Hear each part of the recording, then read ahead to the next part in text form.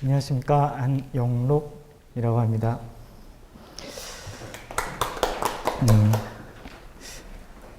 앞에 분들 나온 내용들은 좀 패스하고 제 상황만 좀 말씀드리겠습니다.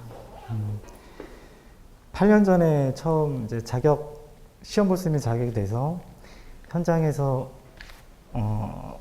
퇴근 후에 한 두세 시간씩 한 4개월 동안 시험 공부를 하고 두 번을 봤었습니다. 8년 전에.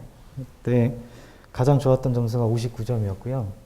그리고 나서 8년 동안 박 교수님 말대로 콜드 조인트가 있었고요.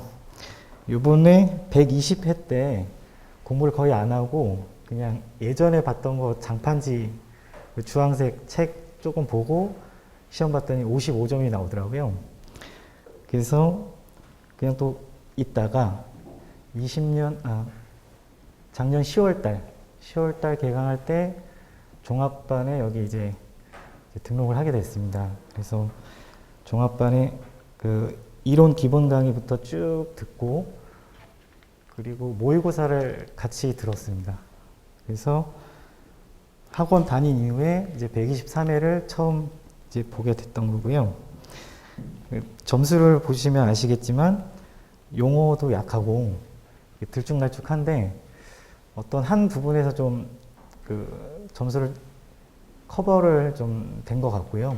그래서 운이 좋게 붙은 사례 같습니다. 공부 시간은 평균 작년 10월부터 해서 한 5개월, 4개월에서 한 5개월이죠. 평일에는 3시간에서 4시간 했고요. 퇴근하고 집에 와서. 그리고 저는 독서실 같은 거는 이제 못 갔고요. 집에서 아이 재워놓고 이제 3, 4시간 하고 주말에 평균 한 8시간에서 9시간 했던 것 같습니다. 그리고 운이 좋았던 것은 코로나 때문에 주말에 어디 이제 갈 수도 없고 그리고 이제 뭐 교회도 좀 못 가는 상황이었고 그래서 좀 시간 확보가 됐다라는 거 요번에. 그래서 저한테는 그게 운이었던 것 같습니다. 공부 좀 어려웠던 점은 시간 확보였고요. 그다음에 제가 이제 글씨가 워낙 악필이라 보니까 이분에서 핸드교육이 굉장히 많았는데 교수님께서 이 정도 글씨면은 그렇게 나쁜 글씨는 아니다 이렇게 말씀해 주셨고 공부하고 모의고사반에서 모의고사 보면서 그냥 제 스스로 이제 좀 자신감을 갖자라는 마인드를 좀 다지게 되는 그런 계기가 됐었습니다. 그리고 특별히 이제 학원에서 도움이 됐던 점은 아까 말씀드렸지만 8년 전에 이제 독학으로 한 3, 4개월 하고 그렇게 봤었던 건데 그러고 나서 이제 8년 동안 이제 공부 안 하고 이제 그 지난번 120회 때 보면서 느낀 것은 이 방향을 못 잡겠더라고요. 제가 뭘 잘못하고 있는지도 모르겠고. 근데 학원이 굉장히 감사했던 것은 단시간 내에 선택과 집중을 이제 길잡이가 돼줬다는 거. 그게 너무 저한테는 이루었던 점 같고요. 그 다음에 모의고사 이제 반에서 특별히 내 필력과 어떤 내 성향에 맞는 답안들을 원생들을 통해서 취하는 그런 게 좋았던 것 같아요. 그러니까 저 사람 것을 이제 취하는데 무조건적으로 취하는 게 아니라 나한테 어울릴 만한 것들을 이렇게 좀 취할 수 있었던 거. 그게 좋았던 것 같습니다. 그 다음에 모의고사 반에서 이제 그러니까 문제 유형별로 이제 아이템 개수 이런 거 가르쳐 주시는데요. 그런 거를 전혀 몰랐다가 이번에 지금 처음 알게 돼서 하니까 굉장히 많이 도움이 됐고요. 이게 문제 그 답안에 대한 구성을 해나가는데 도움이 많이 됐습니다.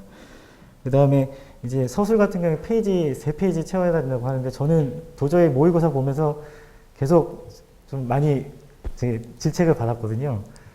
이게 다 못 쓰고 그리고 오버해서 쓰고 뭐 이러면서 시간 낭비도 안 되고 그래서 마지막까지 제가 아까 말씀하신 대로 일주일 전 모의고사 봤었는데 마지막까지 모의고사 때도 한 교실을 거의 이제 좀 마지막 문제를 쓰다 말고 끝내는 그런 상황도 있었어요.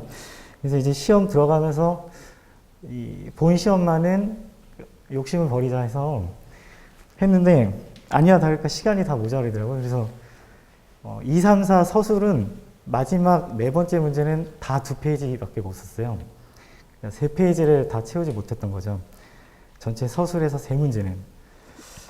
그래서 솔직히 이번 결과는 기대를 전혀 안 하고 있었습니다. 용어도 이제 숫자 같은 것들을 틀린 것들이 이제 기억이 나더라고요.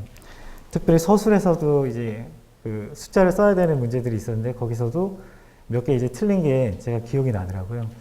근데 그런 부분에서 많이는 감점을 안 단 것 같아서 그것도 좀 운이 작용한 것 같습니다.